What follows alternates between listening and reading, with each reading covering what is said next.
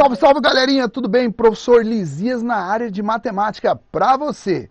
Galera, neste sabadão agora, nós iremos trabalhar sobre estratégias. Isso mesmo. Não existe como você entrar em uma guerra sem conhecer o seu inimigo. Lembre-se, a arte da guerra nos ensina. Se faz necessário conhecer o seu inimigo para ter um máximo de vitórias. Então eu quero te convidar a vir comigo, me dá a mão e vamos juntos para este aulão. Galera, é o seguinte, nessa manhã nós iremos trabalhar, joga na tela já, Edu, joga na tela. Nós iremos falar um pouquinho sobre o Enem. E hoje vai aparecer mais tela do que eu, tá? Então nós vamos, para ter sucesso, você precisa conhecer a prova do Enem. Então, quando eu falo de conhecimento de prova do Enem, o que eu estou falando para você? Que você precisa saber qual é o assunto que mais aparece dentro da prova do Enem, tá? Não adianta perder tempo naquilo que quase não cai. Eu vou te dar um exemplo. Professor, eu amo matrizes. Matrizes é um assunto top. Eu gosto de resolver exercícios de matrizes. Tá. Matriz cai na prova do Enem, meu querido? Quase nunca, bebê, tá? Então você tem que ter a estratégia de saber ir bem no Enem, porque o Enem é uma prova para matemática que ela é uma coisa, estudante, ela é previsível. Então joga na tela, Edu.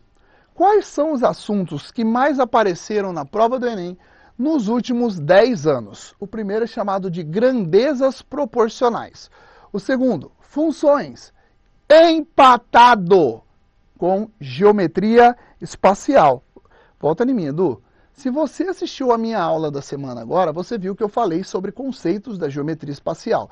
Inclusive, fizemos uma questão do Enem. Então, ó, se você não assistiu, acabando esse aulão aqui, você vai entrar dentro aqui da nossa plataforma, dentro do YouTube da Seduc e vai lá assistir essa aula, tá? E já deixa seu like aí, curte e compartilha. Se você não fizer isso, eu vou, ó, ficar triste. Tá, então vem comigo. Além disso, joga na tela, Edu. Nós temos também que dominar a geometria plana, a estatística, a matemática básica, que é a aritmética, e as probabilidades. Parou. Joga em mim. Se você resolver estudar profundamente esse assunto, eu te garanto uma coisa. 70% da prova do Enem, você vai bem na parte de matemática. Eu vou repetir essa frase, estudante. 70% da prova de matemática está aqui. O sucesso está nas suas mãos. Só você tem esse poder. Então, ó, vem comigo.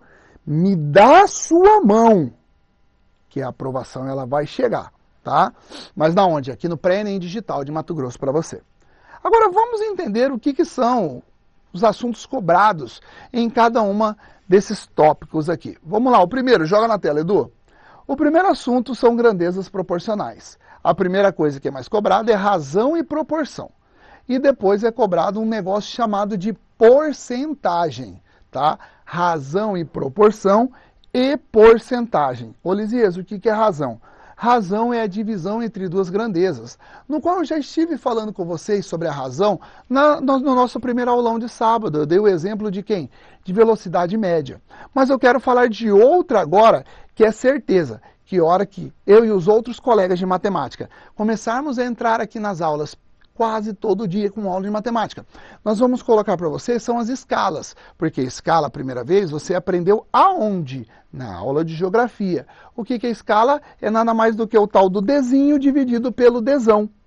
Ou seja, imaginário dividido por aquilo que é real. Joga na tela, Edu. Além disso, nós temos a porcentagem.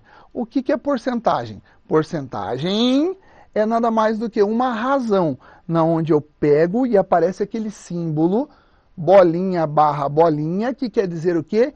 Dividir por 100. Então as nossas aulas da semana, elas não foram por acaso, elas foram todas preparadas para o quê? Para abrir sua mente. Porque na primeira aula da semana nós falamos de fração. Então o que é uma fração? É uma razão, é uma divisão. Tudo bem? Além disso, olha qual que é o segundo tópico que mais aparece dentro da prova do Enem. Funções. E eu vou além. Porque o tópico que mais cai em funções, que são análises de gráfico, a gráfico também é um assunto que mais cai em estatística. Além disso, nós temos duas funções específicas que o Enem tem love nela, que é a função afim e a função quadrática. Aí ele vem lá em sentenças, miscelâneas. O que são miscelâneas? São quando mistura as funções. E aí pega as duas últimas funções que são cobradas, função exponencial e função logaritmo. Então, se você vira para mim e fala, Lisias, amo logaritmo, mas eu vou perder muito tempo em logaritmo? Não. A estratégia é parte para cima dos gráficos e, além disso, estude muitas funções dos dois tipos, afim e quadrática. Tudo bem? Vem comigo, vamos seguir. Além disso, já joga na tela, Edu. Quem está em terceiro lugar? Geometria espacial, com prismas, cilindros, cones, troncos, esferas, pirâmides, superfícies poliédricas, retas e planos. Tudo isso está dentro da geometria espacial, que é, ó, miguinha, best friend forever, porque ela está empatado como o segundo assunto que mais aparece dentro da prova do Enem, junto com funções, tá? E nós fizemos e vamos fazer o melhor cursinho para você, onde nós não vamos deixar nada disso de lado e você vai entrar dentro da universidade pública. Então vem comigo. Além disso, geometria plana. Edu, joga em mim aqui antes de eu falar da geometria plana. Galera, não tem como ter sucesso na geometria espacial se eu não souber geometria plana. Eu vou repetir essa frase. Não tem como ter sucesso na geometria espacial se eu não souber a geometria plana. Por quê? A geometria plana, ela é a fundamentação. Joga na tela agora, Edu. Ela é só o assunto, aqui ó, que o Enem tem um amor grandíssimo, que é a área de figuras planas. Como assim? Joga em mim, Edu. Se você for olhar para um cilindro, lembra o que é um cilindro? Uma latinha de refrigerante. Como calcula o volume de cilindro? Área da base vezes altura. Área da base vezes altura. E qual que é a figura que está na base? É um círculo. Como calcular a área desse círculo? Πr ao quadrado. Então eu tenho que saber a geometria plana, é um pré-requisito de sucesso. Gente, eu estava essa semana assistindo um documentário do Bolt. E Bolt sempre foi Bolt, o corredor, porque ele tinha constância na largada, em toda a corrida, e faltando os últimos 20 metros, ele tinha aquele sprint final. Então ele dava o último gás lá. Só que ele entendia que o principal não era a corrida. O principal eram os treinamentos diários no qual ele fazia. Então, onde eu quero chegar? Para que você seja o nosso Bolt, para que você tenha mais de 850 pontos na prova do Enem, para que você tenha mais de 1.000 pontos na redação do Enem. Mais de 1.000 não, chega até em 1.000. O que se faz necessário? Estudar bem os assuntos que mais caem dentro da prova do Enem. Se você dominar esses assuntos, eu garanto para você que você tem mais de 750 pontos no Enem. Qual que é o próximo assunto, Lisias, que o Enem gosta muito? Aritmética. Só que esse aritmética, eu estou falando da estatística, porque eu tenho a média aritmética simples e a média aritmética ponderada, tá? Que nós iremos trabalhar, que é a média que trabalha com pesos. Tudo bem? Até aí? Tranquilão, né? Ô, Lisias, além disso, eu tenho também a aritmética. Edu, essa eu quero que você joga na tela. E eu quero que o estudante agora leia sem o Lisias falar nada aqui. Muito bem. O primeiro assunto é um sistema métrico decimal ou sistema de numeração. O segundo, múltiplos e divisores. Edu, joga aqui em mim. Você sabe o que é os múltiplos e divisores que ele está falando ali, meu querido e minha querida aprovada? É nada mais, nada menos do que a tabuada. E aí, aplicada a isso, MMC e MDC. Tá? Você tem que saber tabuada. Deixe de lado a calculadora, o celular, para fazer as atividades. E faça ela ali, ó, rascunho, canetão. Você sabia que você pode levar a calculadora para a prova do Enem? Você sabia? Aqui, ó. Essa calculadora. Dedinhos. É a única calculadora que é liberada você levar. E as primeiras calculadoras, quando você estuda a história, ela vem da onde? Das anotações, no qual as contagens que a gente faz no dedo, contagem, no dedo. Além disso, Edu, joga que essa aqui eu vou dar um zoom, Edu. Problema sobre as 4 operações. E quais são elas? Adição, subtração, divisão e multiplicação, Edu. Edu, é simples, é estratégia, queridão. E além disso, o Enem, ele é previsível. Além do Enem ser previsível, ele faz uma coisa que eu adoro. Ele repete as questões. Então, olha só, Edu, joga na tela. E eu só vou ler aqui para a galera. Enem 2013, no qual ele diz assim, ó, Enem 2013, 13. Em certo teatro, as poltronas são divididas em setores.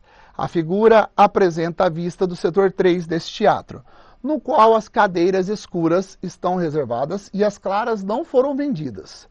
A razão, ou seja, qual é a fração que representa a quantidade de cadeiras reservadas do setor 3 em relação ao total de cadeiras desse mesmo setor. Parou. Joga em mim, Edu. Qual é a palavra-chave desse exercício? Razão. Razão está dentro do assunto que mais aparece dentro da prova do Enem.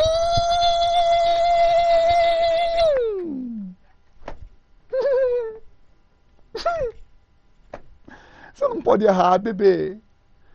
Você tem que gabaritar todas as questões de razão. Porque razão é fácil. Agora, vem comigo. Tá piquititinho. Olha lá, gandão. Primeiro, quantas fileiras eu tenho? A quantidade de fileiras é de 10 por 7, do setor 3. 10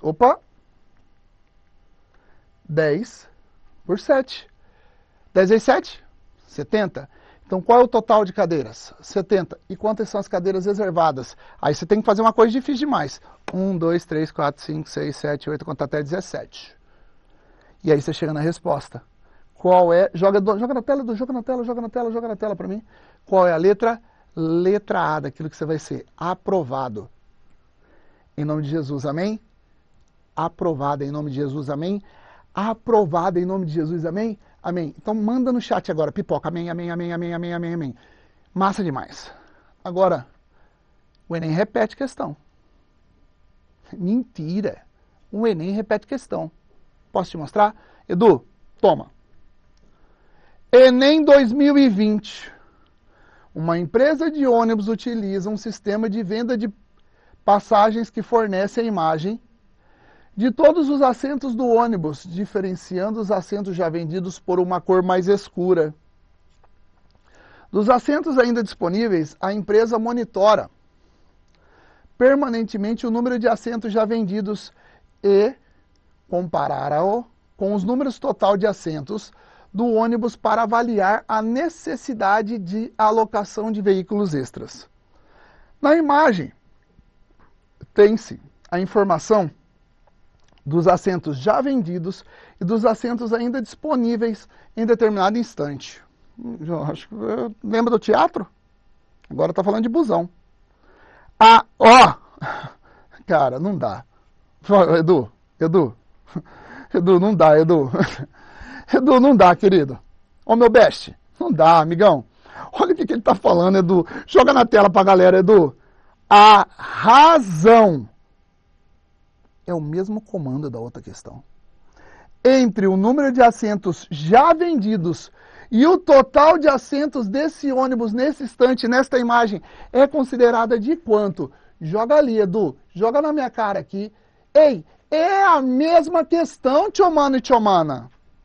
É a mesma questão, ele só trocou. Em vez de ser teatro, agora é busão.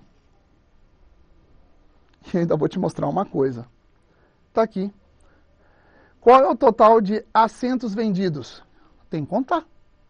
Qual é o total de assentos? 42. Razão é a divisão. Eu vou fazer 16 dividido por 42. Qual que era a letra que tinha dado na questão do setor 3? Letra A. Agora, Edu joga na tela, tira eu da tela. Muito bem, Edu, brigadão. Esse Edu é fofo, né, cara? Olha lá, que questão que deu. Incrível, né, gente? Incrível. Letra A de novo. O Enem estava tão sem criatividade, o INEP, que a questão que ele fez, ele fala do mesmo texto, da mesma razão, e, incrível, deu a mesma alternativa. Então você já sabe duas coisas, meu querido e minha querida, que para você ter sucesso no Enem, nós vamos precisar ter estratégia. Saber os assuntos que mais caem. E peraí. Vem uma coisa em mim agora, eu vou fazer. Edu, joga na tela. Pai. Edu, a galera vai fazer uma coisa agora aqui, ó. Dá um print grandão nessa tela. Seja, ó, você está assistindo no seu celular agora, você está assistindo no seu computador, você está assistindo no seu Chrome. Você vai dar um print nessa tela, você vai tirar uma foto dessa tela e vai salvar essa tela. E Edu, agora joga em mim. Porque essa é a tela do sucesso. Lembre-se, o Enem é previsível. E se você deseja, você quer escrever seu nome nos aprovados, não perca as aulas do Pré-ENEM Digital. Que nós temos o segredo para você. E lembre-se, para ter sucesso, você tem que dar o primeiro passo. Então, ó, vem, me dê a mão, que eu te levo para a aprovação. Eu não sei vocês, mas eu voltarei. Se Deus quiser, galera. E ó, até a próxima semana. E ó, lá vou eu, hein? Tchau!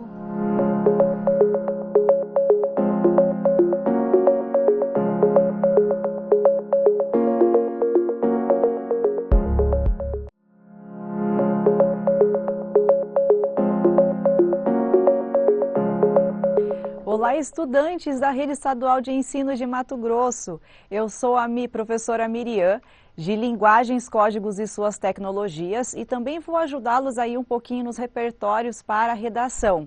Eu espero que você tenha me acompanhado durante a semana. Caso você não tenha assistido às aulas, eu espero que você volte aí os vídeos e assista a duas aulas muito importantes que nós já fizemos aí. Na verdade, estamos já, vamos para a nossa segunda semana já de aulas. A aula de hoje, então, ela vai ser um pouco diferente das outras aulas, porque antes eu estava trabalhando, então, com temas específicos. E hoje, gente, eu vou trabalhar com diálogos de texto. Você já deve ter ouvido falar aí com a sua professora de redação que toda redação precisa de repertório sociocultural. E aos sábados eu vou apresentar então a você repertórios sobre alguns temas muito pertinentes para a sua prova de redação. O tema de hoje, então, os textos que nós vamos ter, as obras que vamos ter diálogos no dia de hoje, é sobre identidade. Então, o título da aula de hoje é A Construção da Identidade, entre ficção e realidade. Nós vamos abordar, então, aí na aula de hoje, 3 obras. Um livro chamado Quarto de Despejo, de Carolina Maria de Jesus. Então, já anota aí, ó, aula sobre identidade. Primeiro, um livro, Quarto de Despejo, então Diário de uma Favelada, Carolina Maria de Jesus. Um filme de 2015, um filme brasileiro, chamado Que Horas Ela Volta. E uma tela que você já deve ter visto aí várias vezes, chamada Operários, da nossa grande pintora, artista plástica, Tarsila do Amaral, tá? Então, nós vamos falar hoje sobre um pouquinho sobre identidade, vamos falar sobre a questão da pobreza estrutural, vamos falar sobre identidade brasileira e são temas aí que assuntos, né, que você pode encaixar de várias formas dentro da sua redação. E são obras também que você pode utilizá-las de várias formas. Então, você pega o seu caderno e vai anotando calmamente, se for preciso, para o vídeo, anota, reveja. Seria interessante até você, meu caro aluno de 3º ano, você ter um caderno de repertórios ou um bloquinho de anotações de repertório para que você consiga utilizar aí, ter uma gama de repertórios para utilizar em sua redação. Então, a primeira coisa que a gente precisa entender é sobre o que é identidade. Talvez, quando eu falei identidade, veio à sua cabeça a sua carteira de identidade. E é mais ou menos isso aí, tá, gente? A identidade, então, ela vem a ser o que nós somos, né, como indivíduo. Então, por exemplo, você nasceu onde, é filho de quem, que mais? Quantos anos você tem? Isso aí é você. Ah, mas a gente pode pensar também em identidade além do nosso RG. A nossa identidade está ligada à nossa cultura, né? Às nossas histórias pessoais, as questões sociais que permearam a nossa vida, os nossos traumas, as relações que nós travamos aí no decorrer da nossa história, é o que nos faz ser quem somos. Então, se você pensar aí, olhar para o seu corpo, você vai ver algumas cicatrizes na sua pele, né? Alguma manchinha, alguma cicatriz que você tem, uma tatuagem que você tem, e isso fala da sua identidade, quem é você. Então, se nós pensarmos identidade, é um conjunto de coisas, né? O que são essas coisas? De pessoas que passaram em nossa vida, da nossa cultura, das questões culturais, tudo isso perpassa quem nós somos. Mas eu quero ainda fazer um recorte além. Dentro da filosofia e da psicologia, o que é entendido como identidade? A identidade, então, ela é um processo de construção. Eu vou me construindo, me fazendo como pessoa. E ela é influenciada pelo meio em que a gente vive por nossas experiências. É como se a gente fosse aí sendo editado pelo tempo. Você já deve ter visto, por exemplo, os lençóis maranhenses, né, as dunas aí de Dubai, no deserto. O vento vai passando e ao passar do vento, as dunas elas vão se movendo. E aí vão fazendo desenhos na areia. O tempo faz isso com a gente. As nossas experiências nos editam como pessoas. E é nesse recorte de construção, as experiências que essas três, vamos falar assim, de duas mulheres muito interessantes e um grupo de brasileiros aqui, como que esse passar do tempo e sendo atravessado pela história fez o que com essas pessoas? Vamos começar então aqui com a obra da Tarsila do Amaral, dos anos 30. Então, ó, Tarsila do Amaral, que foi que pintou esta tela. É uma tela do período modernista brasileiro de 1930. Edu, coloca na tela para mim essas telas, por favor. Vocês merecem ver essas telas assim, ó, de modo muito grande. A primeira coisa que a gente precisa analisar aqui é a questão das pinceladas e o lado técnico. Nós temos 51 operários. Notem que eu não tenho nome de pessoas específicas, eu tenho nome de operários. Eu tenho 51 pessoas aí com várias caras, vários rostos, né? Então eu tenho aí, me parece que nós temos muçulmanos, nós temos aí representação de italianos, nós temos os olhinhos asiáticos, nós temos negros, nós temos mestiços, temos brancos, tem várias etnias. E eles vão sendo amontoados e tomando conta de 70% dessa tela. E olha que interessante, gente, nenhum deles sobrepõe o rosto um do outro. Todos eles dão espaço para que apareça pelo menos o rosto deles. Se nós falarmos de cor desta tela, nós vamos ver que a Tarsila do Amaral ainda permanece com as cores muito brasileiras, da identidade brasileira, porém, tem uma tonalidade mais escura, mais sombria, mais triste e que passa uma energia, vamos dizer assim, mais melancólica, de tristeza, né? Observem os olhos desses operários. Nós temos olhos, gente, que não expressam nada, não expressam dor, não expressam alegria, simplesmente são olhos como se eles estivessem parados sem sentir nada. E aí nesta tela sobra um espacinho para fábricas lá no fundo. E isso quer dizer muita coisa para nós. Então, esta tela operários, pode voltar para mim, Edu. Esta tela operários, notem que aqui nós temos um apagamento de quem são as pessoas. Nos anos 30, então, o que nós temos no Brasil acontecendo? Várias pessoas começam a sair dos campos e várias pessoas começam a chegar ao Brasil atrás de uma oportunidade de vida. E estas pessoas vão abarrotando as cidades. Aqui nós temos então uma cidade, representação de uma cidade cheia, de massificação de gente. E estas pessoas que vão chegando à cidade, gente, elas precisam de emprego.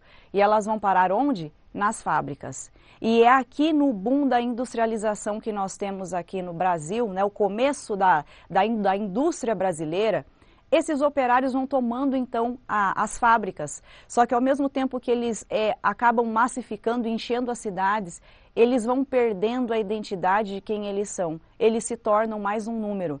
Quem é a Maria? A Maria agora ela é a servidora. Quem é a Maria? Quem é o João? O João, ele é um operário da fábrica X. Ele perde o nome dele e ele passa a fazer parte de uma massa. Tarsila do Amaral, então, com essa tela Operários, ela inaugura uma nova fase da sua carreira como artista plástica, pois ela passa a abordar temas sociais extremamente importantes. Então, nesta tela, ela quis passar a ideia desta massificação da sociedade brasileira, dessa galera que sai do campo muitas vezes, ou os que estavam chegando ao Brasil, atrás de uma nova oportunidade, e essas pessoas elas acabam sendo engolidas pelas fábricas, engolidas pela modernização. Eles passam então a perder a sua identidade como indivíduo e eles passam a representar uma massa. Então, quando eu tenho ali esse rosto sem expressão, está sendo representada a massificação e todos simplesmente não têm vida.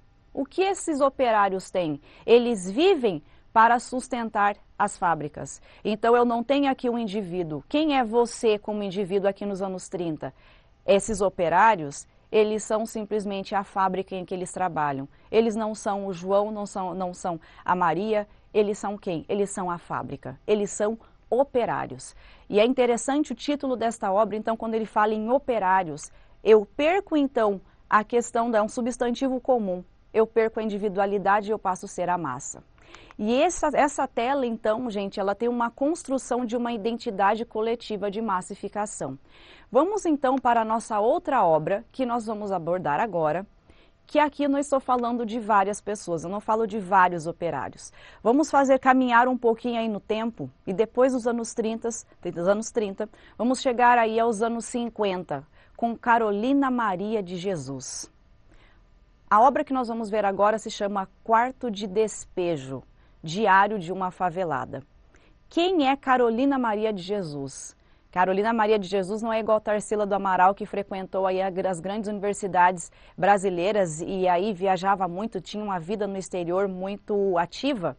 Carolina Maria de Jesus, talvez ela seja o produto das fábricas. Carolina Maria de Jesus, então, é aquela que mora no subúrbio. Mora, então, aqui às margens do rio Tietê. E é interessante que a Carolina Maria de Jesus ela é uma mineira e ela vivia em uma fazenda com os pais analfabetos. E a Carolina Maria ela é alfabetizada e aprende a ler com o dono da fazenda que paga, então que era muito rico, paga para que ela tivesse acesso a estudos. E aí depois depois de grande, ela vai para São Paulo e ela acaba arrumando um emprego na casa de um médico e ela passa a ler muito, consumir muita literatura e ela tem aí um olhar muito aguçado para a vida. Só que olha que interessante, a Carolina Maria de Jesus, então, depois de adulta, ela vai morar numa favela de Canindé, que hoje não existe mais essa favela, e essa favela, às margens do rio Tietê, é o quartinho de São Paulo que ninguém quer contato. O que é um quarto de despejo? Vamos pensar naquele quarto, talvez, que você tenha na sua casa, que é aquele quartinho que você vai guardando coisas que você não quer usar, que não tem, que você quer esconder, talvez, da visita, você vai enfiando para o quarto, né? Você vai colocando nesse quarto tudo aquilo que você não quer, tudo aquilo que você não quer mostrar, tudo aquilo que talvez você vá descartar, você vai colocando nesse quartinho de despejo. E interessante que este livro, então, ele é narrado em primeira pessoa. Ele é, então, o retrato de uma favelada, de uma mulher negra, semi-alfabetizada, mãe de 3 filhos, e que ela passa o tempo todo flertando com a fome. É esse o contexto que nós temos. Neste livro, Quarto de Despejo, então, ela retrata dos anos 50 até os anos 1955, o que acontece, então, na vida dela, ali no ambiente de favela, no ambiente, então, de fossa a céu aberto, e ali procurando comida no lixão, catando lixo por São Paulo. Ela passa a retratar o que acontecia na vida dela e na vida da família. Passa a relatar o que acontecia com os moradores da favela de Canindé. Olha que interessante. Então, quando ela fala em quarto de despejo, diário de uma favelada, nós temos então um diário, e obviamente pelo gênero ele é escrito em primeira pessoa, em que ela, uma mulher semi-alfabetizada, escreve cheio de erros de português. Não escreve dentro da norma culta. Ela vai colocando e relatando por meio de 5 anos o flerte com a pobreza, com a segregação. Então, essa Carolina Maria de Jesus, ela pode ser o resultado, então, desses operários dos anos 30. O que as grandes cidades fizeram com este povo que não tinha estudo? Com essa massificação de trabalhadores que não tinham condições financeiras para viver aí nos grandes centros de São Paulo. Eles fizeram o quê? Eu vou colocando essas pessoas, eu vou enfiando para o quartinho, né? Eu vou colocando e escondendo para que eles não tenham acesso a esse ambiente do centro de São Paulo. E aí, então, nós temos uma construção de uma identidade, de uma mulher que tem noção de tudo o que está acontecendo com ela. Tem leituras políticas profundas e ela sente na pele o que a política, o que o brasileiro, que não é visto por questões políticas, pela sociedade, o que acontece com ele. Um relato extremamente impactante e que fala como que essa pessoa, o que ela sente, o que ela vive. Não são os olhos de um escritor que está vendo de fora o que acontece com esse povo que está segregado na periferia. É ela falando em primeira pessoa. Então, a Carolina Maria de Jesus tem a identidade dela sendo construída por meio da pobreza, por meio dos olhos que condenam, por meio daqueles olhos que talvez nem enxergam que ela existe. É uma identidade construída, então, pela fome. É uma identidade construída pelo sofrimento. É uma identidade construída pelo racismo. E aí nós vamos caminhar um pouquinho mais e ver, olha que lindo, na verdade não é lindo, é impactante, né, a forma com que ela escreve. Uma das partes mais impactantes que eu acho que descreve muito o título do livro, coloca na tela aí para nós, Edu, é esse segundo trecho que fala assim: nós somos pobres, viemos para as margens do rio. As margens do rio são lugares do lixo e dos marginais. Gente da favela é considerada marginais. Olha a falta de concordância aí, gente. Não mais se vê os corvos voando às margens do rio, perto dos lixos. Os homens desempregados substituíram os corvos. Então quer dizer que nem os corvos, eles habitam naquele ambiente ali da periferia. Porque quem que habita naquele ambiente catando lixo e flertando com a fome? São aqueles que a sociedade do centro da cidade não quis.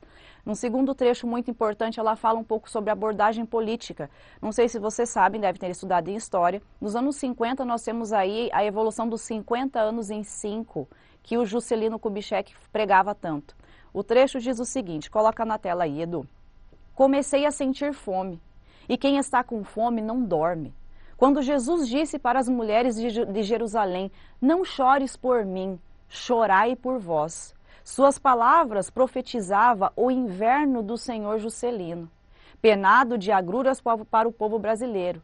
Penado que o pobre há de comer, o que encontrar no lixo ou então dormir com fome. Você já viu um cão quando quer segurar a cauda com a boca e fica rodando sem pegá-la? Igual o governo Juscelino? Pode voltar aqui, Edu. Então nós temos aqui um trecho e que ela tem uma lucidez política do que está acontecendo com ela. Que ela é produto de um descaso, tanto político quanto social. E nesse trecho é interessante também a questão da ortografia, que é muito comentada desses diários da Carolina Maria de Jesus, que permaneceu mesmo assim para ser fiel a uma catadora de lixo semi-alfabetizada, dando um retrato daquilo que ela enfrentava. Caminhando um pouco mais, vamos para 2015, num filme muito interessante que mistura um pouquinho pitadas de humor, um filme leve, mas com uma mensagem extremamente profunda, que se chama Que Horas Ela Volta. O filme começa então com um menininho, filho de uma família muito rica, e este menininho está na piscina e olha para a empregada Val e fala assim: Val, que horas ela volta? Ele se refere à mãe dele que está trabalhando. E ela fala, meu filho, eu não sei. Esta frase, que horas ela volta, perpassa o filme todo. Por quê? Para que uma mulher branca esteja então aí no mercado de trabalho, eu preciso de uma mulher nordestina ou preta cuidando do meu filho dentro de casa. E aí, nesse filme, vai passando então essa rotina dessa família que parece fazer com que Val pertença à família. Só que mesmo ela aí pertencendo à família e sendo acolhida por essa família muito rica, Val não tem direito a frequentar a piscina da família. Val não tem direito, por exemplo, a dormir nos quartos da casa. Ela dorme no quartinho dos fundos. A Val, ela não pode comer o sorvete que é servido todos os dias para os patrões. Val não tem direito a muitas coisas. Só que ela não consegue enxergar isso. Ela se sente grata o tempo todo por ter uma família extremamente bondosa que olha para ela o tempo todo e acolhe e a trata com muita educação e polidez. Só que toda essa paz que Val sentia e que talvez ela não enxergava o que passava ali nesse racismo estrutural, né? Essa segregação que nós temos aí dentro deste filme, ele é impactado quando a filha da Val, que está no Nordeste, fala assim: mãe, eu vou para São Paulo porque eu quero fazer vestibular e entrar numa faculdade de arquitetura. E olha que interessante, se a Val, ela cuida do filho da mulher rica, para que essa mulher rica, a patroa, trabalhe, Val também precisou deixar a filha dela no Nordeste com uma outra mulher para que ela conseguisse trabalhar. Essa filha então vem para São Paulo e a filha começa a ter despertar para ver coisas estranhas. E ela fala assim: mas como assim, mãe? A senhora não pode jantar ou almoçar, comer com os patrões na mesa? Como assim que a senhora não dorme na casa central como todo mundo dorme? Mãe, como assim você não faz coisas comuns do tipo ir à piscina? Por que você não come, por exemplo, a mesma comida dos seus patrões? E a mãe, ela não enxerga isso. Ela fala: eles são pessoas boníssimas e são pessoas maravilhosas comigo. Só que a filha começa um despertar e fala: tem algo errado aqui. Este filme é muito interessante, então, que a filha depois ela consegue entrar na universidade. Se vocês não gostam de spoiler, estou dando vários, tá? A filha consegue entrar na universidade e a mãe ela começa a refletir sobre essas coisas aí, pequenas coisas que até então ela não enxergava, e a mãe pede demissão. Só que a Val, ela consegue enxergar o quê? Ela descobre que ela tem um neto, que esta filha que está em São Paulo, que passou no vestibular, ela também deixou um filho no Nordeste, e aí se repete que horas ela volta. São histórias então de mulheres que são assoladas pela segregação social e que sempre vão deixando o outro para lá. Este filme é extremamente interessante porque fala de relação então de patroa e empregada e fala sobre a questão de falsa ascensão social que nós temos aí. E aí nós temos que pensar nas três obras, né? O que eu tenho de conexão entre essas três obras, que aí é o tema dessa aula. Se nós pensarmos então operários, nós temos então aí o começo, talvez, né, de uma sociedade que começou a empurrar, produzir o trabalho em massa e fazer com que essas pessoas aí fossem perdendo a identidade delas, elas fossem indo para a periferia, porque não tem lugar para todo mundo. Não é todo mundo que consegue ter acesso. E esse apagamento, mandando essas pessoas para a periferia, para lá, para o quartinho do fundo, para o quarto de despejo, tenha gerado, então, testemunhos muito impactantes e reais, como o quarto de despejo de Carolina Maria de Jesus, em que ela é o quê? Ela é o testemunho real de uma pobreza estruturada em nosso país, que não são todos que têm oportunidade, são só alguns. E aí, quando nós chegamos em 2015, será que toda essa pobreza estruturada, toda essa segregação de trabalhadores, ela teve fim? A gente pode ver que a gente tenta ali dar um jeitinho, né? Ah, não, mas fulana de tal, ela pertence à família, a pessoa até se sente amada. Não, ela pertence à nossa família. É como se fosse um de nós. É como se fosse um de nós, mas ainda ela tem que deixar o filho para outra cuidar. Ela ainda é aquela que mora no quartinho dos fundos, que não acessa aos cômodos principais da casa. Então nós temos o quê? Uma permanência ainda de uma pobreza estruturada, temos a permanência ainda, gente, camuflada, mas que permanece então a questão da segregação em nosso país ainda. Então, estas obras nos mostram que apesar dos avanços, a sociedade brasileira ainda carrega traços profundos de exclusão e segregação social. Se nós pensarmos então aí, vamos caminhar então um pouquinho aí com o Enem, né? O porquê, professora, que eu estou falando dessas obras, essas 3 obras, por que é importante que eu cite um filme, uma tela, um livro? Porque lá na competência 3 da sua redação diz o seguinte, que você, caro candidato, precisa selecionar, relacionar, organizar e interpretar informações, fatos, opiniões e argumentos em defesa de um ponto de vista. O que nós esperamos de você, candidato, é que você consiga pegar uma grande obra, né? Que seja uma grande obra mundial, uma grande obra brasileira, que você consiga linkar com o tema que nós temos na redação. Então você precisa elaborar um texto e que você traga para esse texto exemplos que, em base que a sua opinião, ela encontra apoio dentro de uma obra. E não só na redação. Se nós pensarmos então aí competência 4 e competência 5 da prova de linguagens, também fala sobre a questão da identidade. Como que uma obra literária ela mostra a identidade de um país, né? Então, a questão da identidade, formação de identidade do povo brasileiro perpassa em vários pontos que nós temos aí dentro da prova do Enem. Meus amores, espero que vocês tenham gostado desta aula, que você anote essas 3 obras e repasse, porque eu tenho certeza que em algum momento você vai precisar delas e eu espero que ela te ajude a conseguir uma excelente nota na sua redação aí no Enem. Beijo, gente, até a próxima!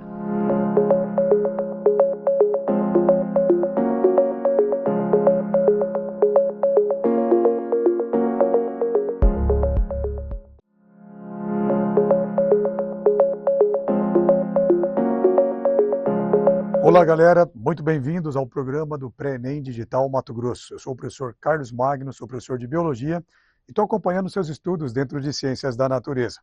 Sempre naquele lema de que a gente tem aprendido a fazer fazendo, sempre com atividades, trazendo o Enem como ele é de verdade para você, tudo bem? Hoje nós temos uma questão Enem com uma temática que é muito representativa. A gente não está aqui agora jogando com aquilo que mais cai, não, mas aquilo que é muito importante, sobretudo para o teu cotidiano.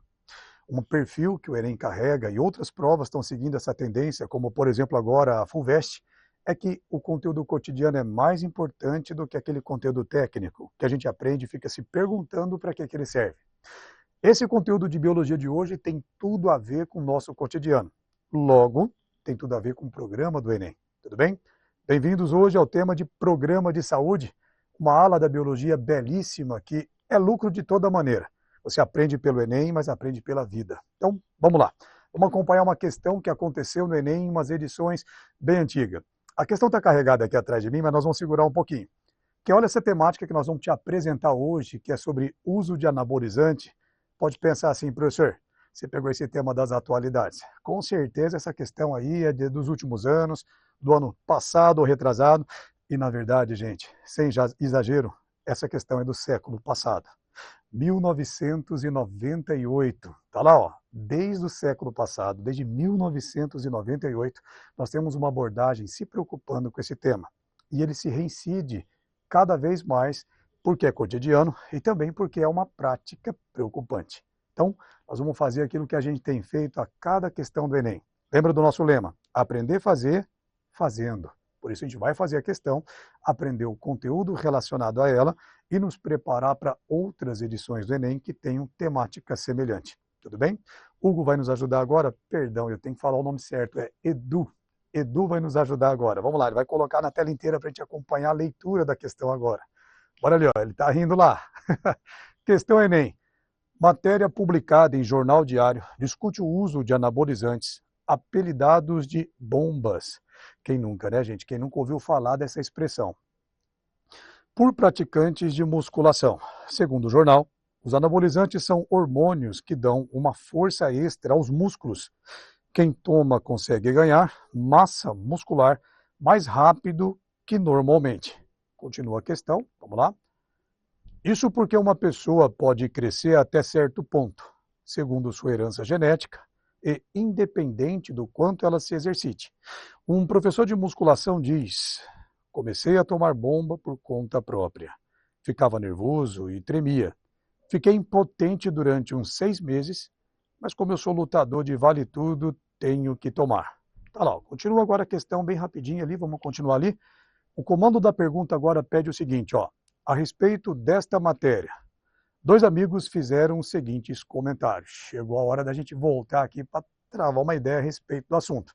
Essa história de anabolizante, a gente hoje brinca um pouquinho com o assunto, ouve bastante falar e até muita gente se encoraja a tomar iniciativa sem o cuidado médico. E tá aí a importância do Enem, o Ministério de Educação, através do INEP, prestar serviços ao Ministério da Saúde. Quanto menos pessoas tiverem problema com saúde, mais o Ministério da Saúde e da Educação integrado consegue evitar custos com a saúde por causa da educação. Então é um bem bolado que o governo trabalha nesse sentido, de tentar poupar custos do sistema de saúde, utilizando professores, o sistema de educação, para a gente poder falar sobre o tema. Tudo bem? Eu vou contar um segredinho para vocês, não sei nem se eu posso, mas eu acho que meu amigo Edu, o amigo Edu, que a gente fala aqui direto, anda tomando uns negocinhos aqui desse aqui. Eu acho. Tá lá com a carinha dando risada ali, ó, tá fazendo até dedinho assim, ó. Diz que não. Será, André? Olha lá, o meu amigo André aqui, ó. Olha lá, ele sabe também no segredinho aí, depois a gente conta um pouco mais. Tá, vamos acompanhar a questão, vamos voltar para ela, vamos fazer nosso serviço aqui, vamos aprender um pouquinho sobre o tema. Olha lá, primeira coisa importante, olhando para a tela agora aí, ó, nós temos a análise da primeira discussão entre dois amigos falando de anabolizantes. A primeira afirmação que diz agora puxou o seguinte: o maior perigo da automedicação é seu fator anabolizante, que leva à impotência sexual. Isso um dos dois afirmou que o maior perigo do uso do anabolizante, então, da pessoa que está se automedicando sem nenhuma ajuda de um profissional, de um endócrino, de uma pessoa envolvida nessa situação, o maior perigo é a impotência sexual. Será que é mesmo, gente? Vamos lá? E, professor de biologia, será que você tem o suficiente de conhecimento para falar com muita propriedade? Será que não? Vamos lá, ó. A gente sempre fala pautado na ciência. E o que a gente tem de ciência, o que a gente tem de estudo e pesquisa, ó, revela dados interessantes. O anabolizante, gente, a tal bomba, é nada mais que a gente chama de esteroides anabolizantes. E essa substância, ó, já colocando a fala entre os dois amigos ali como incorreta, já viu ali que o circundado do número 1 está errado, é uma fala incorreta, aparece agora segundo, gente, ó, o site que está aqui embaixo é do Ministério da Saúde, saude.gov.br/anabolizantes. Então nós temos uma fala segura, tá? Pode ficar tranquilo que o que for dito aqui tem base não só no curso de biologia do professor que fala contigo agora, mas sim com pessoas competentes do Ministério da Saúde na Federação Brasileira. Qual é o risco? Qual que é o maior perigo do uso do anabolizante? Apareceu ali para você acompanhar no cantinho direito do seu visor. Vai lá, ó. Tremores, acne severa, essa tal acne a gente costuma chamar de espinha. Vai lá, então, mais severa, um pouco mais acentuada, retenção de líquidos que causam certo inchaço no corpo, dores nas juntas, nas articulações e mais, ó, não parou, aumento da pressão sanguínea. Esse é um problema bastante notável. Tumores no fígado e pâncreas. Agora a galera que toma o tal do anabolizante vai ficar preocupado, tipo, meu Deus, tomei anabolizante, ai meu tumor. Não é assim, tá, gente? Fala-se sobre possibilidades. Cada item desse alerta para problemas, para possibilidades, principalmente para quem já tem uma predisposição de família, né? Quando a gente escuta falar que na família aconteceu algum caso de problema do fígado, do pâncreas relacionados a tumor, o uso dessa substância em tempo prolongado pode resultar em problemas dessa natureza, né? Pode despertar problemas já pré-existentes. Continuando ali, ó, alterações nos níveis de coagulação sanguínea e principalmente de colesterol. Vamos lembrar ali que foi dito anteriormente, esse anabolizante é um tipo de esteroide, então ele altera o nível de colesterol do organismo. E, para nossa tristeza, do colesterol ruim, daquele colesterol que prejudica a saúde. E o último ali, pô, é uma coisa notável. Se você conhece alguém que faz o uso desses anabolizantes, dá uma olhadinha, não precisa falar, não precisa criar confusão. Mas dá uma observada nesse último item alertado pelo Ministério da Saúde.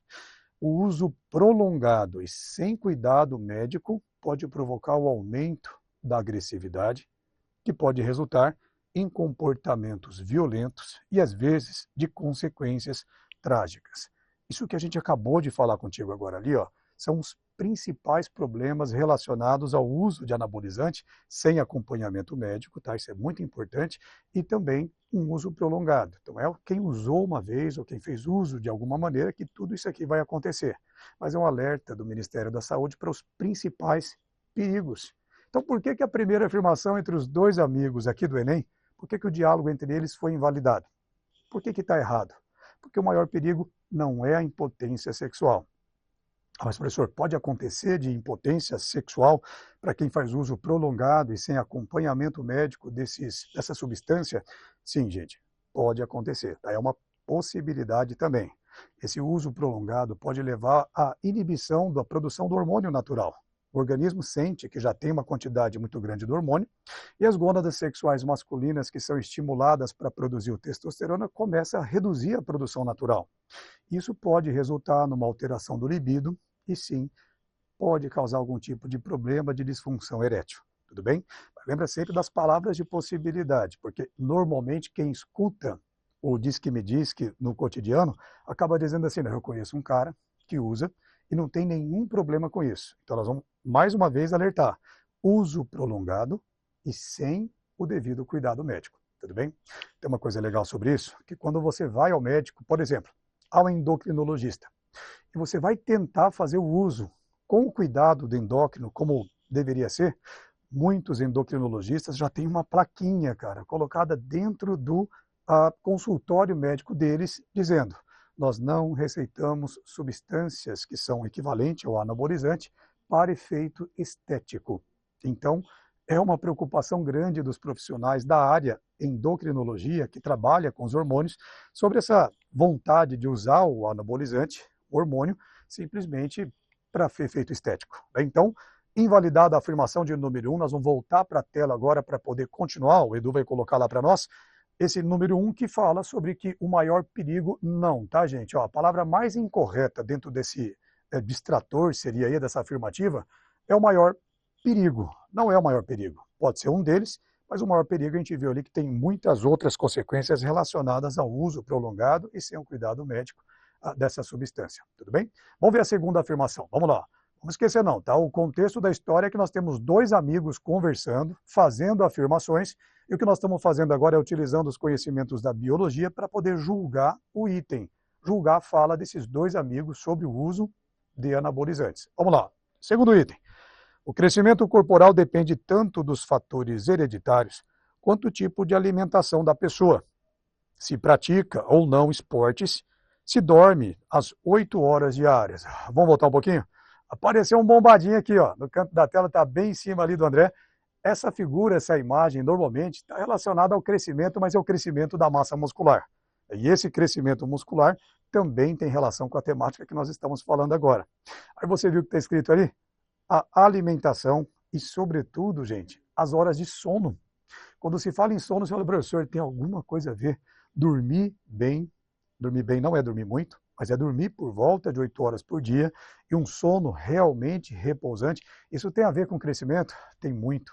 O crescimento da massa muscular depende principalmente desse repouso pós-treino. Então, quem está tentando ali aumentar a massa muscular super saudável no treino, de maneira orientada e acompanhada, isso faz bem, é reserva de saúde, tá, gente? Vamos encarar dessa maneira.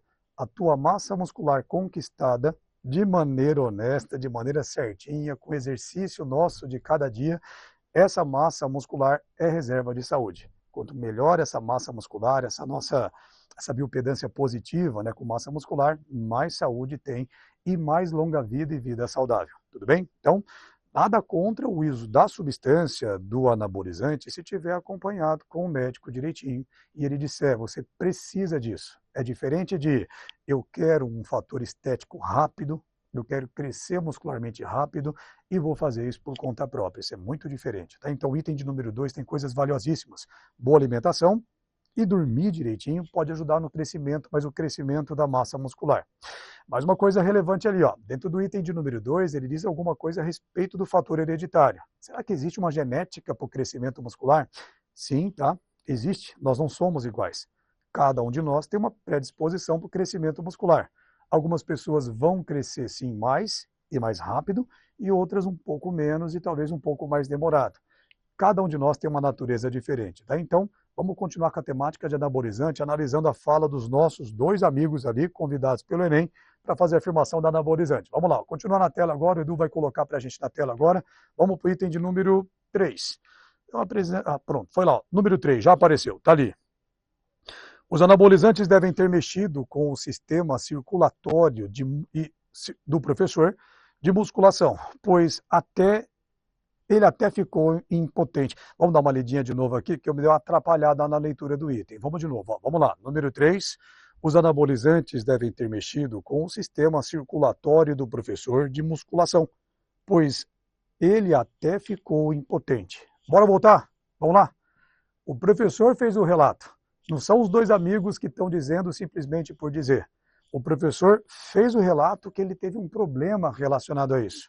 Isso aí, é uma afirmação possível ou é uma afirmação impossível? A gente comentou sobre isso. É possível que ocorra? Sim. Então, a história não é assim, gente. Ó, fiz uso de anabolizante, a minha impotência já está acontecendo. Não é assim. Mas aconteceu com um relato que o professor de musculação disse.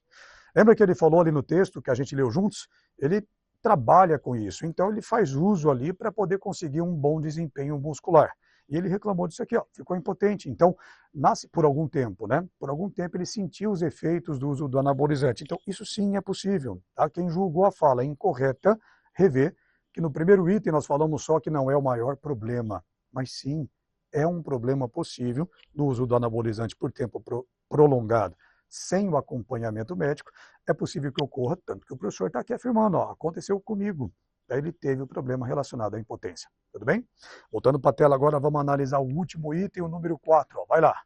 O número 4 agora afirma, ó, os anabolizantes são mais perigosos para os homens, pois as mulheres, além de não correrem o risco da impotência, são protegidas pelo hormônio feminino. Voltando aqui, bora lá? Vamos fazer uma perguntinha para você que acompanha o vídeo aqui? Vamos lá? Eu quero ver se o André aqui, ó, o intérprete que está aqui com a gente, se ele sabe. E quero ver também se o Edu vai saber aqui no estúdio. Vamos lá.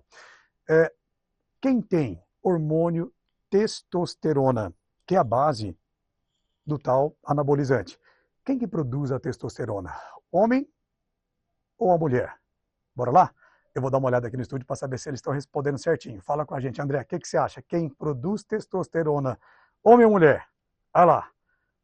Ele não vai responder? Respondeu para nós ali? Cara, eu preciso me alfabetizar em Libras, cara. Preciso saber. Adoraria. Edu, o que você acha? Homem ou mulher? E o Edu confirmou com a gente. Homem. Se você respondeu homem, como Edu, e como muita gente pensa, vamos corrigir? Quem produz testosterona é homens e mulheres. É muito comum a gente pensar que é só o homem, né? Que é uma situação masculina. Mas homens e mulheres são muito parecidos em relação aos hormônios. Somos todos humanos, então temos os mesmos hormônios. Falou tipo, cara, mas a mulher produz hormônio, produz a testosterona? Produz. E é importante para elas também. Mas produz da mesma forma, do mesmo tanto, da mesma maneira?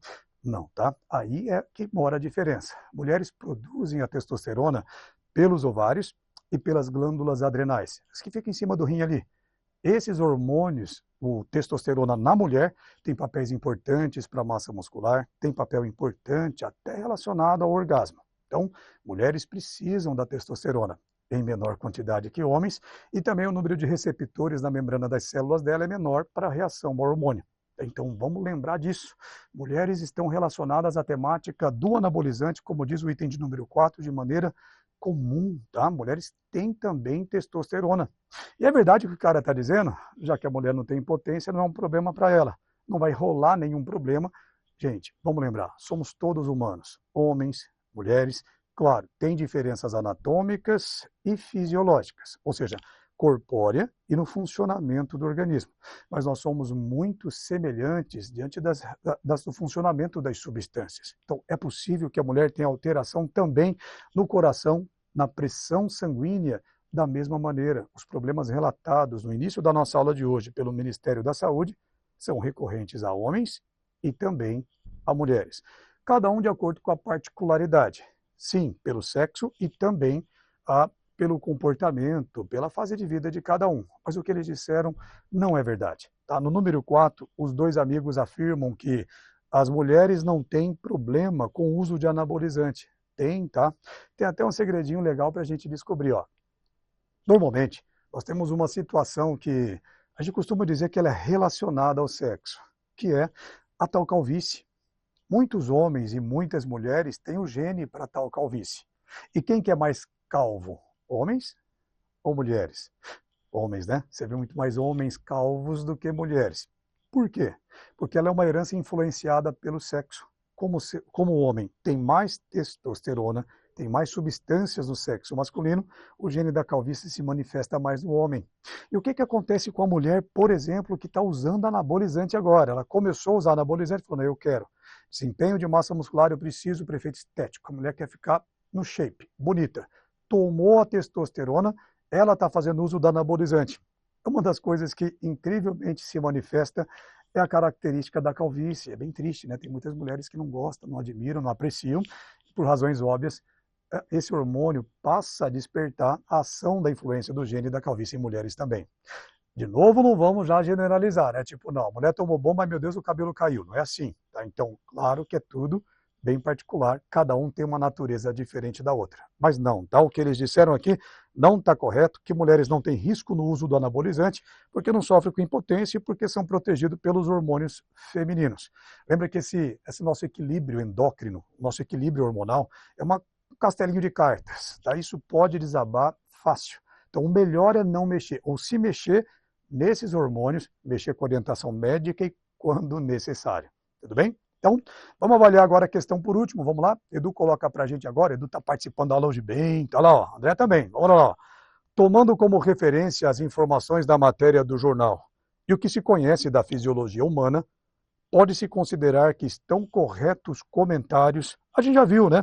Olha lá, ó, é a letra, epa, tá lá. É isso mesmo, deixa eu dar uma olhadinha aqui atrás, deixa eu só conferir com você aqui durante a aula, é ótimo que isso aconteça, que aqui é tudo assim. A gente trabalha em tempo real. É o item 2 que está correto, confirma comigo aí na tela. O item de número 3 que está correto, então a resposta tem que ser item 2 e 3. Certinho, tá lá, é a letra D mesmo, é o item que está correto. A letra D, 2 e 3 apenas estão corretos. E o nosso último efeito, Edu, me traz de volta. Vai lá, ó, aí. Nosso último efeito agora, nosso último comentário, nosso trabalho aqui que também é muito valioso. Nós temos aqui o nosso sistema de consulta para descobrir quantas pessoas, lá em 1998, fizeram essa prova do Enem e conseguiram acertar essa pergunta. O que você acha? Quantas pessoas acertaram essa questão do Enem? Quantas pessoas já é demais. Mas qual o percentual? De 0 a 100%. Quantos por cento de pessoas acertaram essa pergunta nessa edição do Enem? Vai lá, dá teu palpite. Lembra que quanto mais eles acertam, claro, quem fez o Enem, quanto mais se acerta, melhor para a TRI, melhor para você que acertar também essa temática. E o percentual de acerto foi, a idade de Cristo, 33% de pessoas que fizeram essa prova acertaram essa questão. Pode não parecer muita gente, é uma TRI relativamente média, né? Ela é anunciada como média baixa, mas acertar essas perguntas, acertar nunca faz mal, tá? Então, pergunta a respeito da fisiologia endócrina do corpo, relacionada à nossa saúde, foi a temática da aula de hoje, tudo bem? Então vamos lá, a gente nunca se despede nessa semana, hoje é sábado, né? Provavelmente você está vendo, quem está vendo pela primeira vez essa aula lançada aqui, está vendo num sábado de manhã, eu super parabenizo você pela boa vontade de estar aqui, e a gente marca o nosso encontro semana que vem, Biologia está de volta com mais coisa legal pra gente, tá bom? Super abraço, até lá!